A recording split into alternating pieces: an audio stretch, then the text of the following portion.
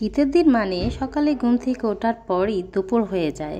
যতই চেষ্টা করি সারাদিন সব কাজ তাড়াতাড়ি করার, কিন্তু লেট হয়েই যায়। আর যদি হয় সেটা কোথাও বাইরে যাওয়ার, তাহলে তো কথাই নেই। হ্যালো এভরিওয়ান, আসসালামু আলাইকুম। কেমন আছেন সবাই? আজকে কি রান্না করলাম, কোথায় গেলাম, সেই ভিডিওটি থাকছে আজকের ব্লগটিতে। তো এই তো আমি সকালে ঘুম থেকে ওঠার পর নাস্তা করে নিলাম, তারপর আমি সেকে নাস্তা করালাম, তারপর আমি তো রান্না করার জন্য চলে আসছি।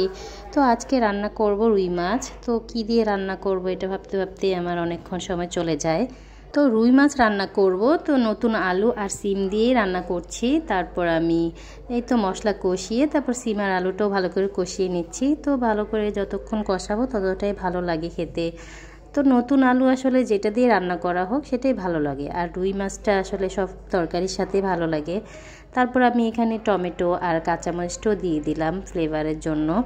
তো শীতকালে তো আসলে টমেটো, কাঁচামরিচ, তারপর হচ্ছে গিয়ে তো নতুন আলু, সিম, বাজারে এইসব তরকারিটাই বেশি পাওয়া যায়। তারপর আমি মাছটিও ভেজে নিব। তো হলুদ আর লবণ মাখিয়ে আমি ভেজে নিচ্ছি, একটু লাল লাল করে ভেজে নিব। তো আমার মাছটা লাল লাল করে ভেজে নিলেই ভালো লাগে তরকারিতে দিলে, যেটাই হোক, ভুনা হোক বা ঝোল হোক। তাই তো আমি ভেজে নিচ্ছি।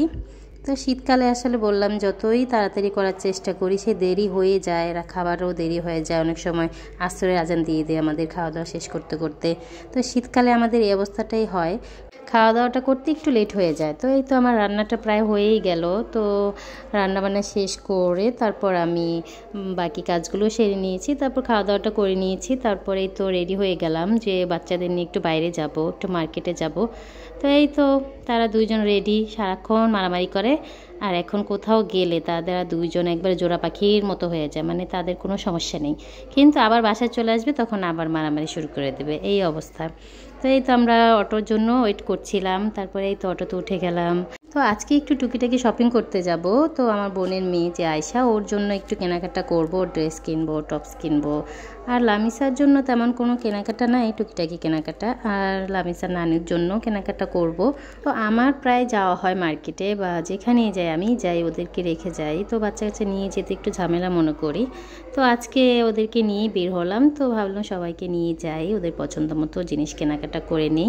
আমাদের আসলে পছন্দ হচ্ছিল না, যেরকম চাচ্ছিলাম আসলে ওরকম পাচ্ছিলাম না। সবই উইন্টার কালেকশন, মানে সব শীতের পোশাক। তারপর কয়েকটা দোকান ঘোরার পর পছন্দ হলো, তো নিয়ে নিলাম ওদের। তো ড্রেস কেনাকাটা শেষ করে আবার কসমেটিকের দোকানে চলে আসলাম। সেখান থেকে আবার আইলাইনার, মাস্কারা, তারপর হচ্ছে কি লিপস্টিক, মানে যা যা দরকার ছিল ওগুলো আবার ওখান থেকে নিয়ে নিলাম। তারপরে তো আমাদের মোটামুটি কেনাকাটা শেষ হয়ে গেছে। তারপর আরেকটা মার্কেটে গিয়ে ওখান থেকে আবার কিছু কাপড় কিনে নিয়েছিলাম। তো সেই তো আমাদের কেনাকাটা শেষ করে তারপর আবার বাড়ির উদ্দেশ্যে রওনা দিলাম। তো সন্ধ্যা হয়ে গেছে, প্রায় 7টা বেজে গেছে।